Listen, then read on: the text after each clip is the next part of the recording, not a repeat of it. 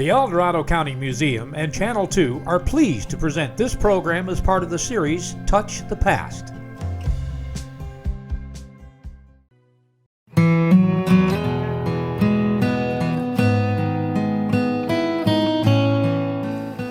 On August 30th, 1847, a small band of men moved through the quiet Sierra Nevada foothills. Leading them was James W. Marshall, a Mexican-American war veteran and millwright from New Jersey. After months of searching, Marshall chose the small valley of Coloma along the banks of the American River to build the lumber mill that was desperately needed to supply John Sutter's fort some 30 miles away. Among the men who joined Marshall's sawmill camp were the members of the Mormon Battalion, sent to California during the Mexican-American War of 1846 to 1847. They were on their way home to Salt Lake City, stopping along the way at Sutter's fort. Sutter offered the men work and pay. Sunday, October the 3rd. Last Monday, Sutter sent after some hands to go up into the mountains, about 30 miles to work at his sawmill, and I, with several others, went. We was 3 days ago in there, as we had an ox team which was very slow. The men worked for months in the isolated land, diverting the river and constructing the mill. The country around the mill site looked wild and lonesome, surrounded by high mountains on the south side of the river. The mountains were densely covered with pine, white oak, and low down the live oak. While on the north side there was not so much timber, the mountains were more abrupt and rocky. Soon winter settled in.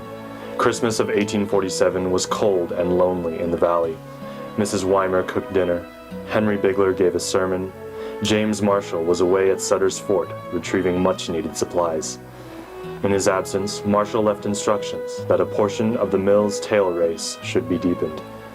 The work kept the men busy until Marshall's return on January 23rd.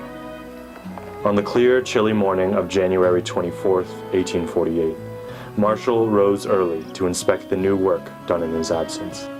I went down as usual and, after shutting off the water from the race, stepped into it near the lower end. About 6 inches beneath the surface of the water, I discovered the gold. I then collected 4 or 5 pieces and went up to Mr. Scott with a piece in my hand and said, "I've found it!" "What is it?" inquired Scott. "Gold," I answered. "Oh no," returned Scott. "That can't be," I replied positively. "I know it to be nothing else." Every man gathered instantly around us. On the top of the hat crown lay the pure stuff. After asking the men to keep the discovery to themselves, James Marshall left the camp for Sutter's fort with his find. On January 28th, he and John Sutter set about the task of testing the specimen. Marshall asked me if the door was locked. I said no, but I will lock it. Then Marshall pulled out of his pocket a white cotton rag, which contained something rolled up in it. I carefully examined it and said to him, "Well, it looks so. We will try it." Marshall asked me if I had any silver. I said yes, and produced a few dollars. Then we put in an equal weight of gold on one side and silver in another, and dropping the two in bowls of water. The gold went down and outweighed the silver underwater. Then I said to him, "I believe this is the finest kind of gold." Throughout January and February, one of the workmen, Henry Bigler, found excuses to leave the camp and search for gold out of sight from the other men. On February 12th, he made the announcement that he was going duck hunting. Instead, he crossed the frigid rapids of the American River and discovered, on the other side, particles of gold beneath the water.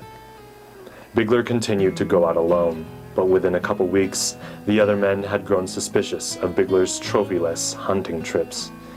He showed them the gold he had discovered. I seemed to be the only one in the crowd that had gold get badly on the brain. I wrote to Jesse Martin, Israel Evans, and Ephraim Green, 3 messmates of mine while in the battalion, who were at work on Sutter's flour mill, and informed them that we had found gold at the sawmill, but to keep it to themselves unless it would be to someone who could keep a secret.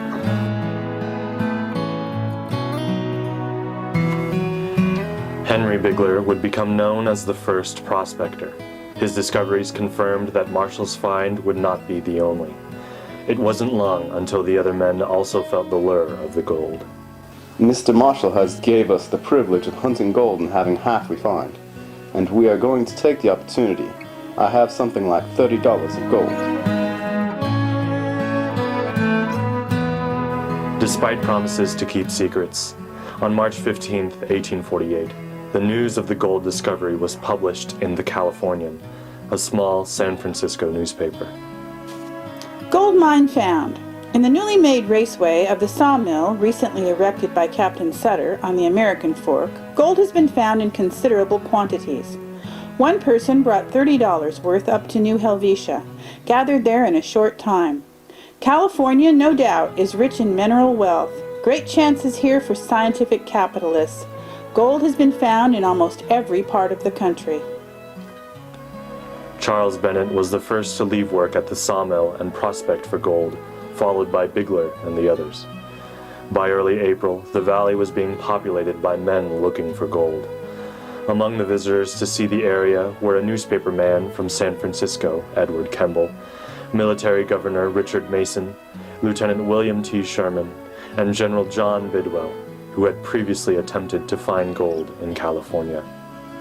Samuel Brannan, a newspaper man and Mormon settler, also owned the only store between San Francisco and Coloma. On May 12, 1848, he ran through the streets of San Francisco shouting, "Gold, gold, gold from the American River." He would become the first millionaire of the gold rush, making most of his profits from the ill-equipped miners. As prospectors rushed into the Coloma Valley and mining camps sprang up throughout the foothills, Azariah Smith and the other members of the Mormon Battalion resumed their journey home to Salt Lake City, Utah. Azariah Smith would later announce that he never regretted leaving the mines and never wished himself back there. But those leaving were the exception. The little fishing port of San Francisco was full of men disembarking from all corners of the globe, and the Sierra Nevada soon filled with the sounds of men pouring over the mountains. Not even the state capital of Monterey could hold on to its men.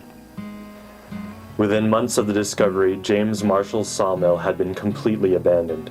John Sutter's fort was overrun with squatters and thieves. A bustling new city grew in the Coloma Valley. Marshall was pushed out. It was every man for himself. On December 5, 1848, President Polk confirmed the gold strike to Congress, prompting even more men to head to the gold fields. They would become nicknamed the 49ers. James Marshall's first discovery would be his last. He died in poverty only a few miles away from where his sawmill, which held so much hope for him, had crumbled to the river. He is buried on the top of a hill in Coloma, overlooking the valley. There, a statue of him points to the location of his gold discovery.